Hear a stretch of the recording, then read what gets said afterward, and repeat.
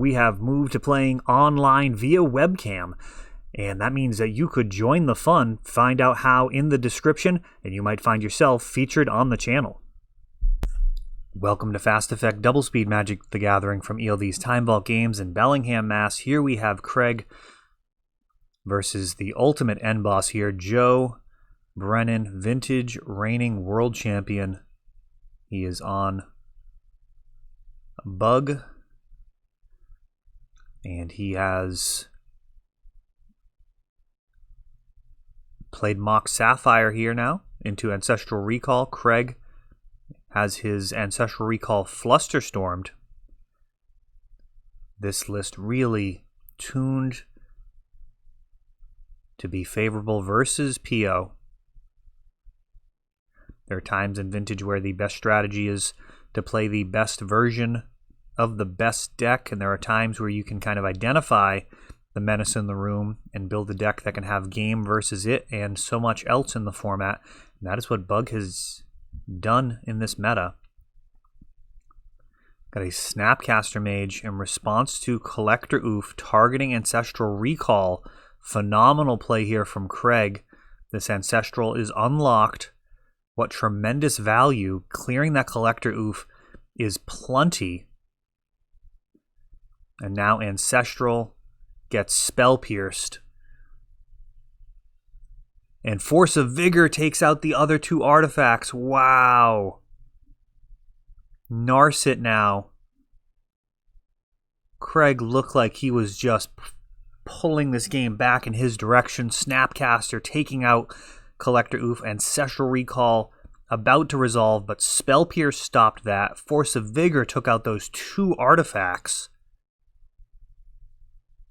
And now Narset for Joe finds a Force of Will, and Craig has seen enough.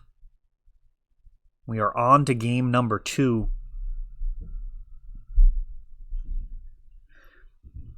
This is an untimed finals match. So Craig making a somewhat controversial decision there.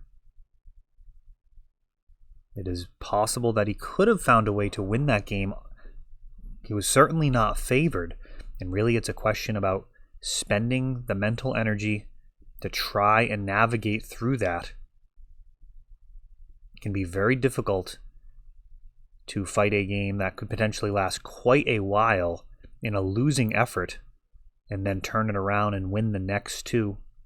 Mental fatigue is absolutely a consideration when you're playing an incredibly complicated combo deck.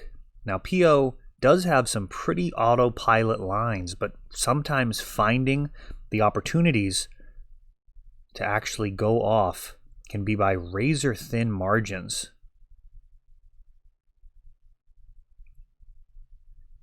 We'll see if he has access to Balance, one of the best cards in this matchup in my experience.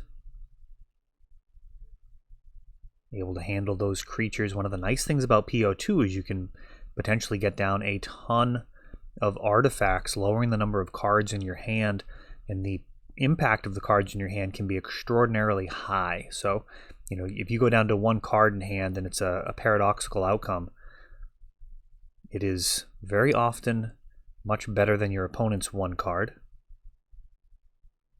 Or if you have a couple of paradoxical outcomes, for example, it's going to be difficult for your opponent to stop them both with just 2 cards. Maybe they have Force plus a blue card. But PO does have absolute bombs that it can drop. A double mulligan for Joe. And Craig opens up with Black Lotus into Mox Opal, into Lotus Petal, into a Tinker. That gets Force of Willed, Force back. Is this going to be the one-shot robot or a Bolus's Citadel? Craig really thinking about this. He hasn't played a land. Bolus's Citadel is an attractive option, but he's going to bank on Joe not being able to handle this robot, and he guessed correct, Joe. Not able to bounce this Infect 11-11, and just like that, Craig ties it up. A turn 1 Tinker with Force backup for the 11-11 Infect Trampler.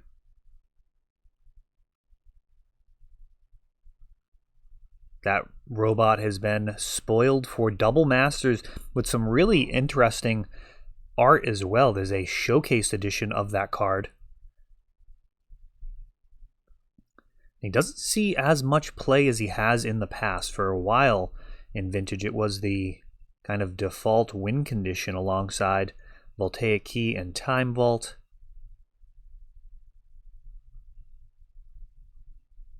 Now not as popular as it once was.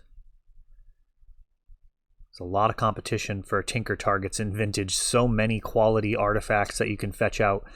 And when it's only 3 mana, we've got a Collector Oof on the first turn. And is this also going to be an essentially a turn 1 win? If Craig doesn't answer, it may in fact be. We've got a Deathrite Shaman as well, a Ponder,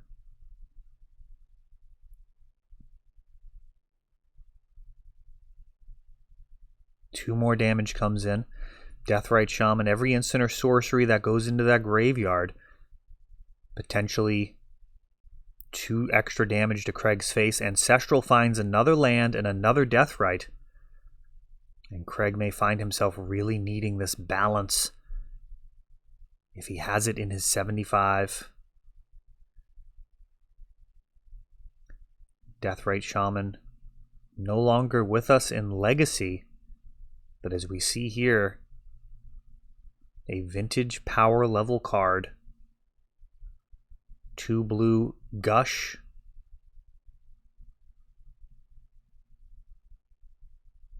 And now a Treasure Cruise, and Craig has seen enough.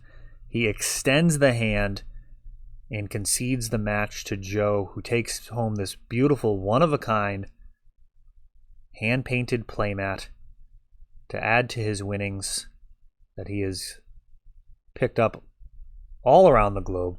A very, very accomplished Vintage player, and what a pleasure to have him and his friends come down for this Vintage Open. I really look forward to a time when we are able to sit at the table with all of the great members of the Vintage community and come together and play the game that we love so much. Hopefully, in the meanwhile, this provides some entertainment to all of you guys while we're stuck away from the tables, and we're also doing some webcam magic as well, which you can find out about on the channel or on our site. As always, thanks for watching.